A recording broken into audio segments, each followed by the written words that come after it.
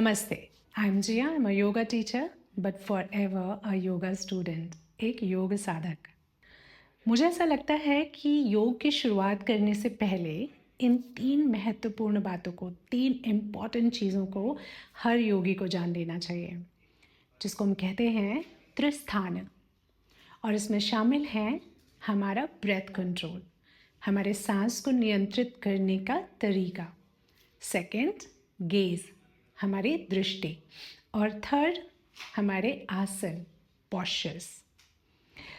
ये तीनों हमारे योग अभ्यास को स्थिर, मतलब कि स्टेबल, केंद्रित, फोकस्ड और संतुलित, बैलेंस्ड बनाते हैं। घबराइए मत, हम इसे बहुत ही सरल और आसान तरीके से समझेंगे। और हम इतना समझेंगे जिससे कि हमारे योग अभ्यास का जो अनुभव है, जो एक्सपीरियंस है, वो और बेटर हो जाए और इजी हो जाए। और अब हम आगे बढ़ते हैं और त्रिस्थान के बारे में बात करते हैं। सो त्रिस्थान में सबसे पहले आता है ब्रेथ कंट्रोल, हमारे सांसों का नियंत्रण। हमारे सांसों के नियंत्रण के साथ एक साथी है, वो साथी का नाम है बंध। ये बंध 3 प्रकार के होते हैं: मूल बंध, उद्यान बंध या उद्यान बंध, जालंधर बंध। वैसे तो ये कहा जाता है कि बंधों का जो अभ्यास है वो एक गुरु के नीचे करना चाहिए, क्योंकि ये एडवांस्ड प्रैक्टिस का पार्ट है, जो कि बिल्कुल सही है।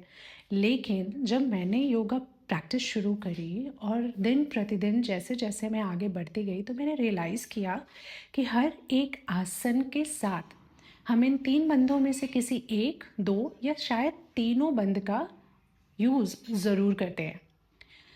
सबसे पहला बंध है मूल बंध, रूट लॉक।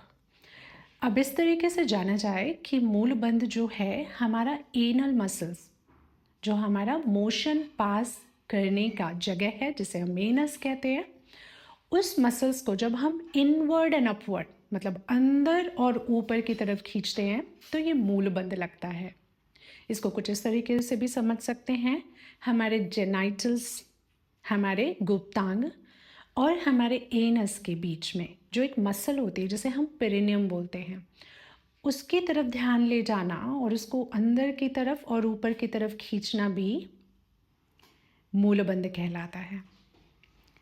मूलबंध एक्सेलेशन के हम बाद लगाते हैं, तो मतलब इनहेल, एक्सेल,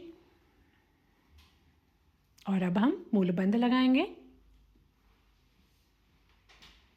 होल्ड करेंगे जितनी देर तक होल्ड कर सकते हैं या एक गिनती गिन सकते हैं, फिर हम बंद को छोड़ेंगे और फिर सांस लेंगे और सांस छोड़ेंगे।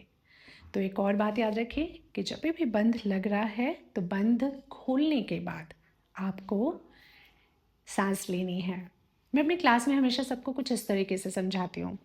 ऐसा मानिए कि आप अपने घर से बाहर चले गए हैं लॉक लगा करके, ठीक है। अब वापस आते हैं और आपको एंटर करना है। तो ऐसा मान लीजिए कि आप अपनी सांस, आप जो बाहर आए वो आपकी सांस है, ठीक है। वो सांस चली गई, रोक करके आपने क्या किया, लॉक लगा दिया, बंद लगा दिया। अब आपको अंदर जाना है, तो आप कैसे जाओगे अंदर?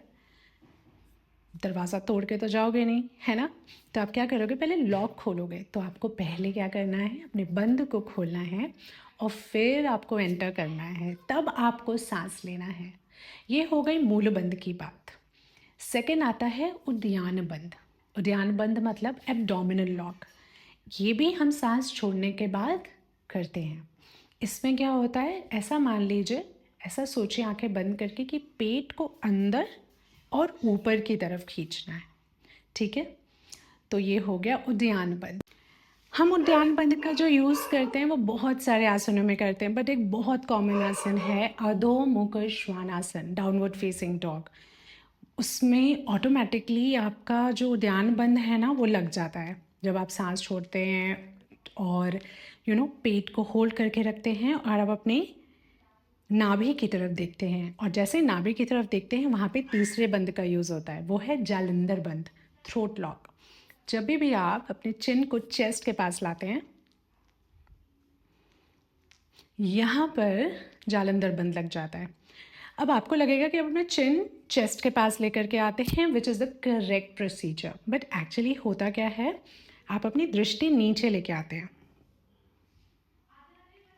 और जब दृष्टि नीचे लाते हैं या अपने नाभि की तरफ, नाभ्य चक्र की तरफ देखते हैं, या आप अपने फुट की तरफ देखते हैं कुछ आसनों में, जैसे कि उत्तान आसन के टाइम में कभी कभी बहुत सारे लोग अपने पैरों के बीच में पीछे की तरफ देखते हैं या पैरों के ऊपर देखते हैं, तो उस वक्त भी एक हल्का सा जालंधर बंद लग जाता है, that is throat lock. Jalandhar बंद आप इनहेल के बाद भी, इनहेलेशन के बाद भी लगा सकते हैं और एक्सलेशन के बाद भी लगा सकते हैं। किसी किसी योगा स्कूल में, योगा बुक्स में ये भी लिखा हुआ है कि मूलबंद और जालंधर बंद दो ऐसे बंद हैं जो कि हम इनहेल के बाद, इनहेलेशन के बाद भी, सांस लेने के बाद भी लगा सकते हैं, जिसे हम पूरक कहते हैं, और सांस छोड़ने के बाद भी एक्सलेशन, जिसे हम रेचक कहते हैं योग की भाषा में, उस टाइम में भी लगा सकते हैं। सिर्फ एक उद्यान बंद ऐसा बंद है जो हम एक्सलेशन के बाद ही लगाते हैं, ठीक है। ये रही बात बंदों की, और अब हम बात करते हैं दृष्टि के बारे में।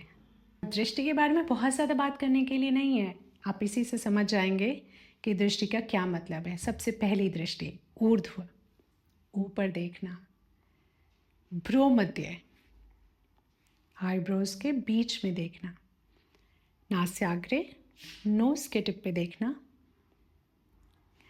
अंगुष्ठ मध्य, अंगूठे के बीच में देखना, हस्ताग्रे, हाथ के आगे देखना, नाभि चक्र, नाभ्य मध्य, नेवल के बीचों बीच देखना, पाद्याग्रे, पैरों के आगे दृष्टि को रखना, दक्षिण पार्श्व दृष्टि, फार राइट, दाहिनी तरफ, वाम दृष्टि, वाम पार्श्व दृष्टि, लेफ्ट साइड।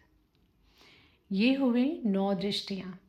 मैं कुछ एडिड टिप्स देती हूँ आपको दृष्टि के लिए, जो कि आपको हमेशा हेल्प करेगी। पहली चीज़, कभी भी दृष्टि को बहुत ही प्रेशर डाल करके नहीं करना है। मतलब अगर बोला भ्रू मध्य, तो आपको ऐसे नहीं करना, आपको बहुत जेंटल रखना है, बहुत ही जेंटल। आपकी आँखें हाफ ओपन होंगी और आप भौं के बीच में देखेंगे, same with knows tip. Postures में ज़्यादा कुछ जानने के लिए नहीं है, बस आप ये याद रखिए कि आपके हर आसन के साथ इन तीनों चीज़ों का यूज़ किसी ना किसी तरीके से ज़रूर होता है। बंद का भी आप यूज़ करेंगे, दृष्टि का भी यूज़ करेंगे और ब्रेथ का भी यूज़ करेंगे, ठीक है। जहाँ हठ योग में आप एक नॉर्मल इनहेल और एक्सेल, पूरक और रीचक का उपयोग करते हैं, वहीं अष्टांग में आप उज्जयी ब्रेथ का उपयोग करते हैं। उज्जयी ब्रेथ कुछ इस तरीके से होगी। उज्जयी को ओशन ब्रेथ भी बोला जाता है, ठीक है। इससे पहले कि मैं ये वीडियो एंड करूँ, let me introduce you Bella. This is Bella, my foster baby. Bella के गर्दन में यहाँ पे कट मार्क हो चुके हैं, और जिसकी वजह से बेला भी कुछ दिनों के लिए मेरे पास है।